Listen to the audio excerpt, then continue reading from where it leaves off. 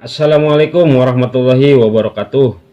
Salam sehat, salam semangat, dan salam berjumpa kembali dengan saya, channel Abinaya Nur Fauzan. Bagaimana kabar teman-teman semuanya?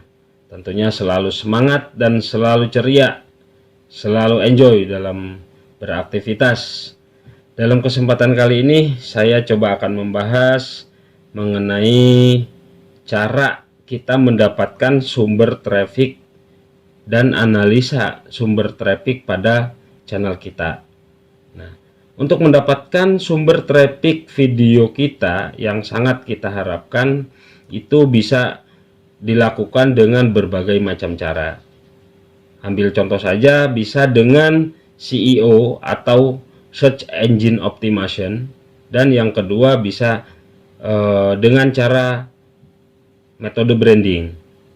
Nah, sebelum lebih jauh, mari simak videonya bagaimana cara menganalisa sumber traffic tersebut. Persis seperti yang pernah ada pada video sebelumnya, setting internal itu sangat dibutuhkan, terutama tentang hashtag, tentang thumbnail, tentang deskripsi, dan judul video. Ini merupakan cara ikhtiar kita untuk mendapatkan sumber traffic YouTube yang bagus. Mari simak videonya, jangan di skip, jangan diloncat-loncat, agar pemahamannya bisa sampai, agar pemahamannya bisa dapat. Jangan lupa subscribe, like, komen, dan share untuk menambah semangat saya dan untuk menjadikan video ini lebih bermanfaat. Ini penting dan harus diingat untuk kita sebagai para pemula YouTuber. Cara agar mendapatkan sumber traffic YouTube yang bagus, yang sangat diharapkan oleh kita semua, yaitu bisa dilakukan dengan cara pertama SEO atau Search Engine Optimization, dan kemudian yang kedua bisa dengan metode branding. Sebelum kita membahas lebih jauh mengenai SEO dan metode branding ini, kita harus memahami dahulu apa yang dinamakan itu definisi daripada CTR atau click through rate. Karena rating traffic YouTube yang bagus itu tidak jauh analisanya daripada CTR ini. Kita harus memahami analisa, harus memahami persentase apa yang ada di CTR untuk melihat kita sudah mendapatkan traffic YouTube itu bagus atau belum. Nah, definisi daripada CTR yaitu CTR dapat digunakan untuk mengukur seberapa baik performa kata kunci dan iklan serta listingan gratis Anda. CTR adalah jumlah klik yang diterima iklan dibagi dengan frekuensi iklan ditampilkan. Jadi CTR atau sering kita sebut dengan rasio klik tayang itu adalah frekuensi iklan dibagi dengan tayangan. Nah, rasio klik tayangan mengukur seberapa sering penonton menonton video setelah melihat tayangan terdaftar di YouTube. Nah, kemungkinan besar ini hanya mewakili sebagian dari total penayangan channel Anda, karena tidak semua tayangan dihitung dalam metrik ini. Misalkan tayangan di situs eksternal atau tayangan yang ada pada layar akhir. CTR atau klik rasio tayang itu menghitung persentase impression yang berubah menjadi view.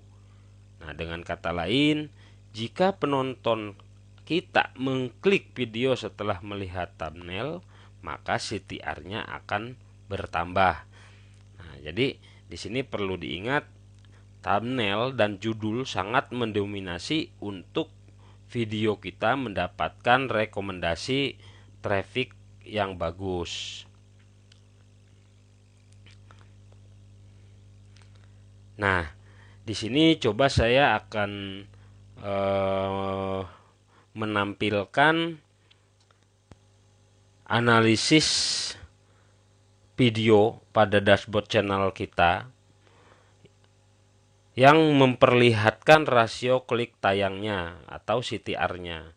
Nah, di sini terlihat ada 16,9% untuk rasio klik tayang dari penayangan sebanyak 548 penayangan. Nah, jadi mungkin masih bisa dibilang ini terlalu rendah, walaupun di situ ada tanda panah hijau ke atas. Nah, ini berarti video ini walaupun mendapatkan 16,9%, angka yang masih sangat kecil, ini video sebelumnya tidak sampai seperti itu. Jadi menunjukkan kenaikan daripada rasio klik tayang pada channel tersebut. Gitu. Nah, bagaimana cara kita untuk meningkatkan CTR pada channel YouTube kita? Caranya, kita bisa membuat thumbnail yang menarik. Jadi di sini thumbnail itu sangat mendominasi, sangat penting sekali. Seperti yang pernah saya bahas di video sebelumnya untuk bagaimana kita setting internal video agar mendapatkan rekomendasi. Ini pernah juga dibahas. Nomor 2-nya yaitu tulisan di thumbnail harus membuat penasaran. Ya, jadi ketika orang itu sudah penasaran terhadap tulisan pada thumbnail itu diharapkan bisa mengklik video yang kita upload. Maka kita harus membuat thumbnail, harus membuat penasaran. Nah, yang ketiganya itu bisa dengan judul video yang harus informatif. Dalam arti kata informatif di sini, ketika viewer melihat judul videonya, bahkan mungkin itu video yang mereka cari, itu sangat menginformasi dengan apa yang mereka cari. Contohnya misalkan mereka sedang mencari tentang trending topik berita, suatu berita. Nah, maka kita bikin judul itu informatif. Nah, maka mereka pasti akan mengklik video itu. Nah, yang keempat yaitu rata-rata tonton harus tinggi. Nah, jadi ketika kita mendapatkan rata-rata penonton itu tinggi, maka CTR YouTube kita itu akan meningkat. Kemudian yang kelima, yang tidak kalah penting, ini kita konsisten membuat konten. Dalam arti kata konsisten, kita harus terjadwal, harus terarah, dan harus rutin membuat konten agar si rating traffic itu akan makin meningkat dan makin bagus. Berbeda kalau misalkan kita tidak konsisten, maka rating traffic kita tentunya akan naik turunnya akan terlalu jauh gitu kan. Nah, makanya di sini konsistenlah kita membuat konten. Nah, kemudian saya coba juga membahas sedikit analisa untuk pembacaan sumber traffic yang ada pada Creator Studio channel kita. Di sini kita bisa lihat sumber traffic itu ada yang namanya fitur jelajah, terus ada penelusuran YouTube, ada halaman channel, ada rekomendasi video, ada fitur YouTube lainnya, ada halaman playlist, ada halaman hashtag, langsung atau tidak langsung. Ada juga yang namanya playlist atau mungkin didapatin ada yang namanya notifikasi. Nah, dan di sini kita bisa lihat eh, rentang waktu dari berapa lama kita melihat analisis itu. Kita bisa mengkliknya. Mengkliknya di sebelah sini, pojok kanan atas untuk rentang waktunya.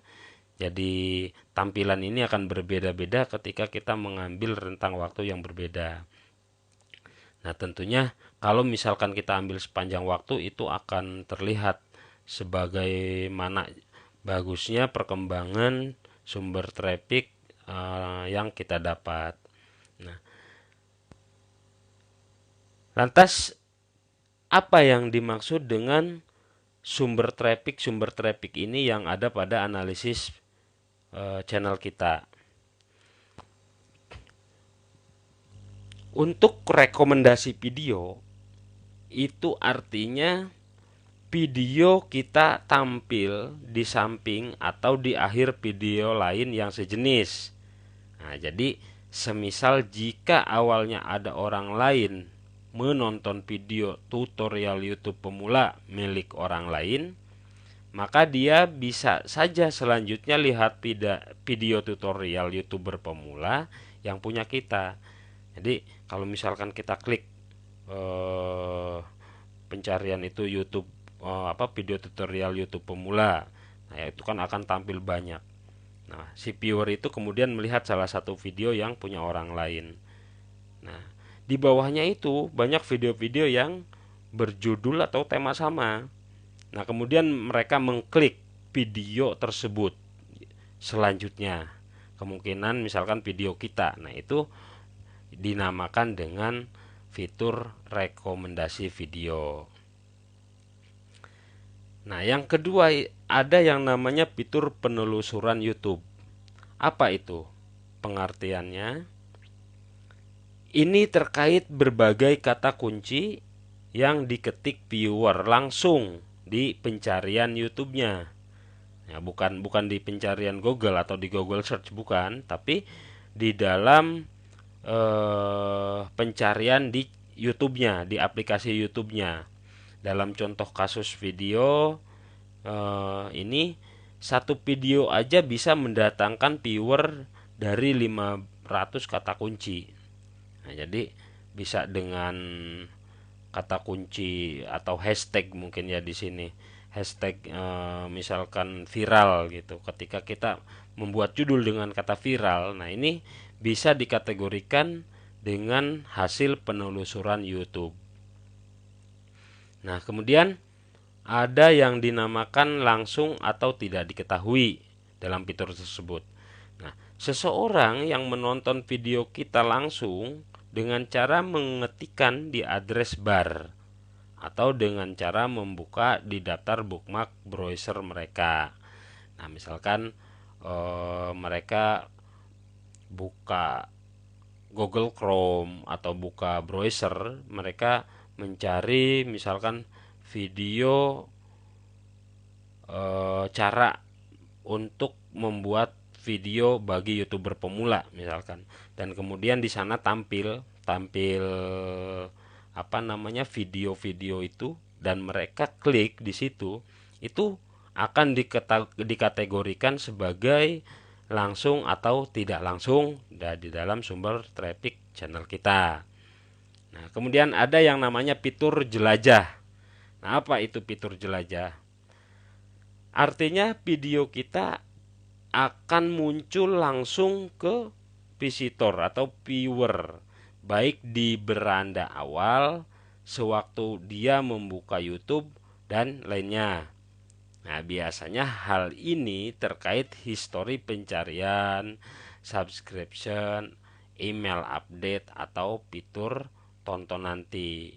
Nah, jadi fitur jelajah ini lebih cenderung kepada video yang kita upload akan tampil di beranda mereka karena adanya keterkaitan itu. Misalkan pernah subscribe atau ada update email, atau pernah kita menonton dan dimasukkan ke playlist tonton nanti. Nah, itu ketika mereka klik di beranda itu akan dikategorikan sebagai fitur jelajah. Nah, kemudian ada yang namanya fitur eksternal, sumber traffic eksternal. Nah, ini merupakan sumber traffic di luar YouTube. Bisa jadi visitor atau viewer menonton video kita ini hasil Google Search, embedded dari web lain seperti blogspot, web, atau berita review, atau share link dari sosial media. Nah, ini akan dikategorikan sebagai fitur eksternal. Jadi, fitur sumber traffic eksternal. Nah, kemudian yang keenam itu ada yang dinamakan sumber traffic fitur YouTube lainnya.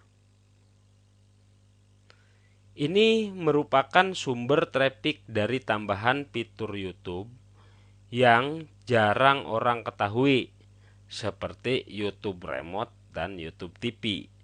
Nah, untuk mengetahui lebih jelas, teman-teman semua bisa melihat di websitenya, yaitu youtubetv.com, ya, youtube.com/TV ini. Jadi teman-teman semua bisa lihat di sini bagaimana fitur YouTube melalui YouTube Remote dan YouTube TV ini.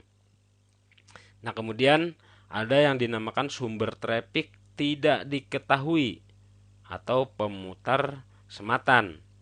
Nah, ini sumber traffic yang seperti ini YouTube sendiri pun sebenarnya tidak mengetahui sumbernya. Makanya disebut di sini tidak diketahui atau pemutaran sematan. Tapi pemutaran ini memang ada real time-nya seperti itu. Jadi dikategorikanlah sumber traffic seperti ini disebut sumber traffic tidak diketahui. Nah, kemudian ada yang namanya sumber traffic aplikasi eksternal. Apa itu? Sejak 1 Juni 2015, segala traffic yang datang dari aplikasi YouTube di smartphone dan tablet akan dikategorikan ke aplikasi eksternal. Jadi kita buka aplikasi YouTube di smartphone dan tablet, ini ada seperti ini akan dikategorikan dengan aplikasi eksternal.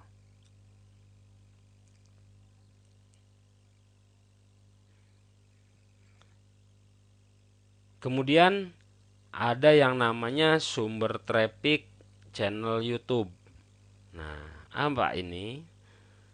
Apabila seseorang membuka video di satu channel, baik channel sumber aslinya atau dari channel orang lain, lah kok bisa orang menonton video si A namun dari channel si B? Nah, bisa karena video si A ada muncul di channelnya si B di bagian video yang mereka sukai.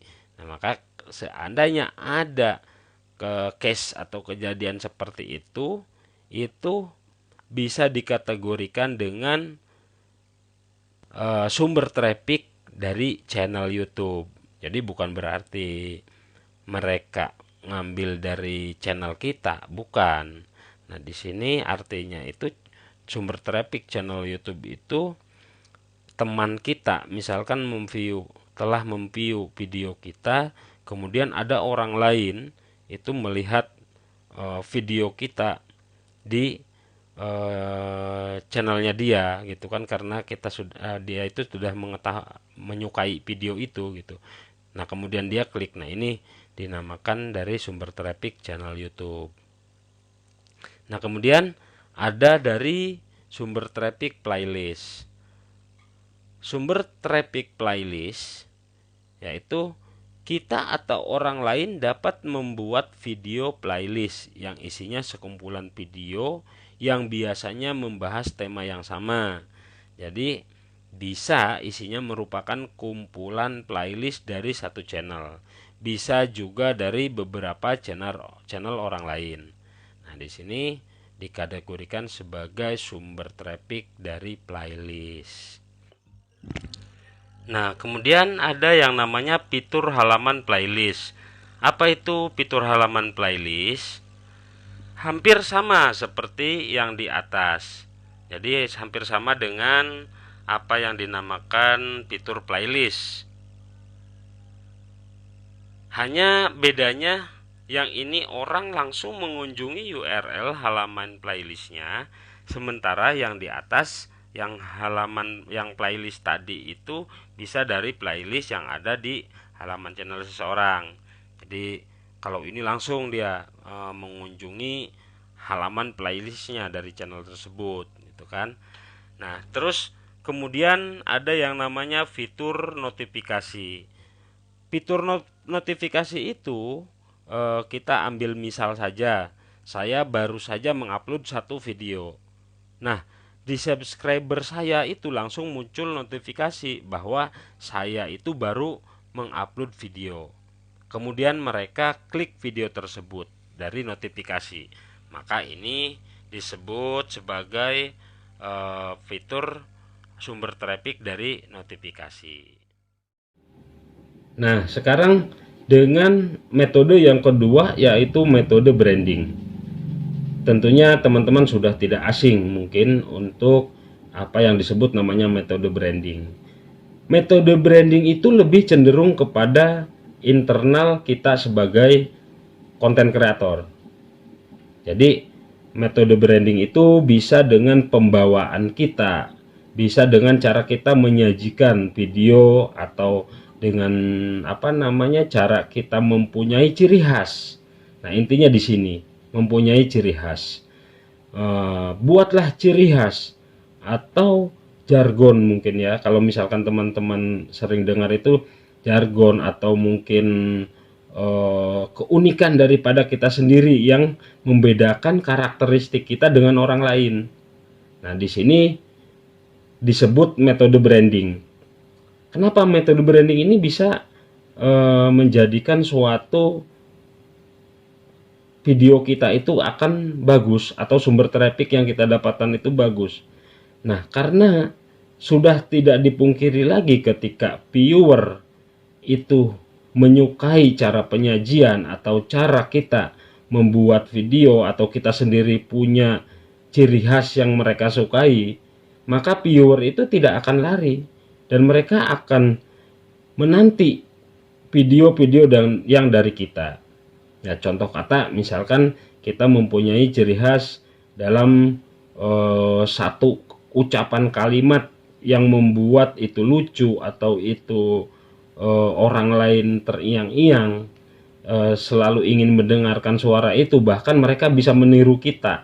Nah, itulah metode branding yang diharapkan, dan itulah metode branding yang diinginkan agar sumber traffic video kita itu menjadi lebih bagus. Nah, mungkin sekilas pembahasan atau penjelasan tentang SEO dan metode branding untuk mendapatkan sumber traffic yang bagus di video kita saya cukupkan. Insya Allah nanti kita bahas lagi lebih jauh.